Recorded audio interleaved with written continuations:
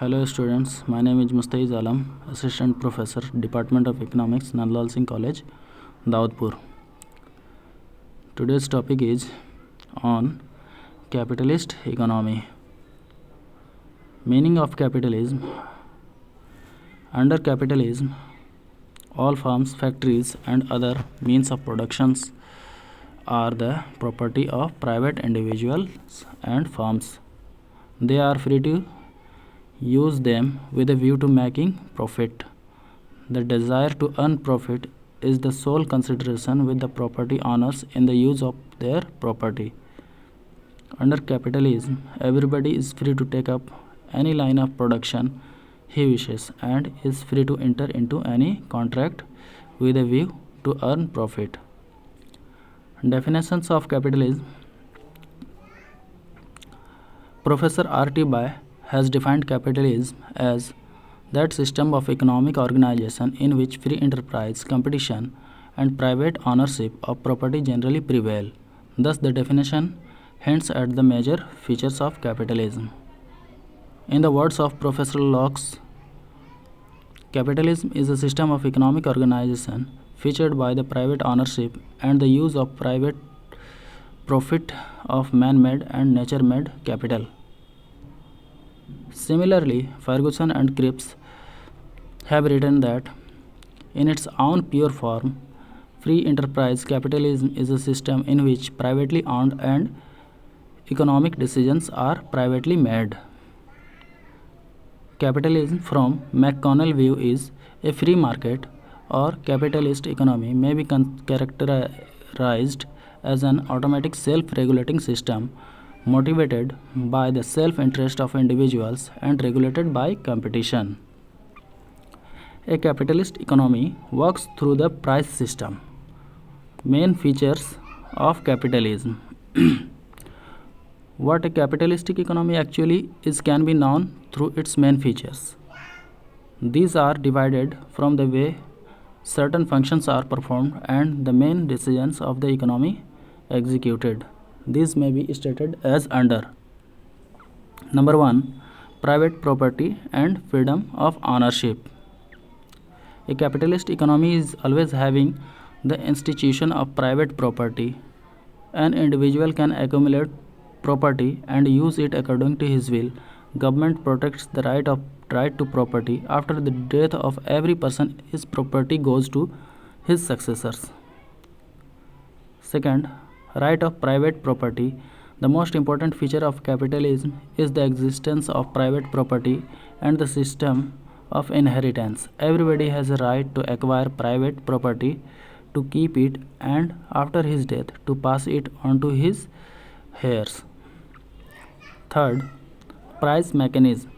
This type of economy has a freely working price mechanism to guide consumers. Price mechanism means the free working of the supply and demand forces without any intervention. Producers are also helped by the price mechanism in deciding what to produce, how to produce, when to produce, and where to produce. This mechanism brings about the adjustment of supply to demand. All economic process of consumption, production, exchange, distribution, saving, and investment works according to its directions. Therefore, Adam Smith has called price mechanism as the invisible hand which operates the capitalist. Number 5. Profit motive.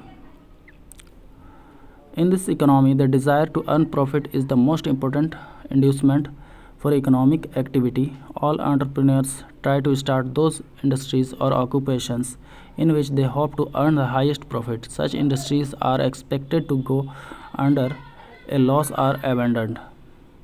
Profit is such an inducement that the entrepreneur is prepared to undertake high risk.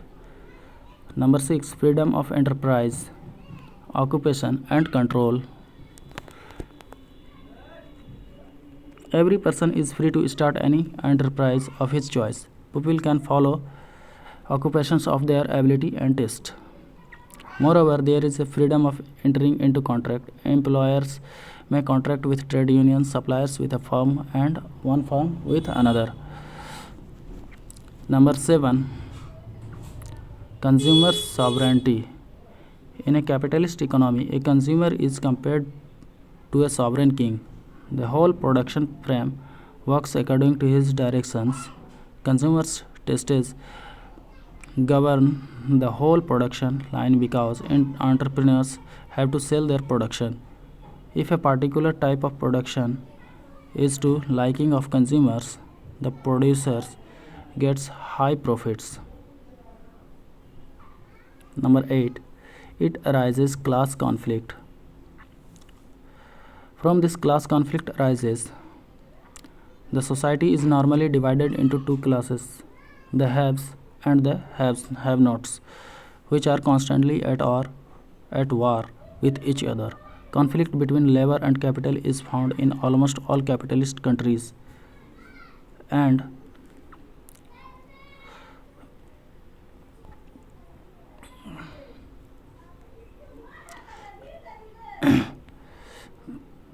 capitalist countries.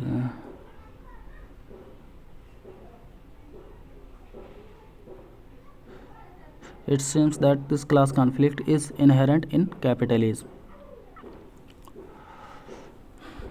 Number 9. Leading role of joint stock companies. In a joint stock company, business is carried on by board of directors, which is democratically elected by the shareholders of the company at its general body meeting. In view of this, it has been said that joint stock companies democratic capitalism. However, the real functioning of the corporate sector is not really democratic because there is one shareholder, one vote election.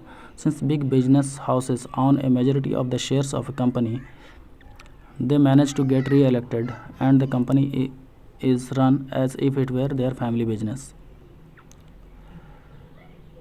Number 10. Important role of the entrepreneur. The entrepreneurial class is the foundation of capitalist economy. The whole of the economic structure of the capitalist economy is based on this class.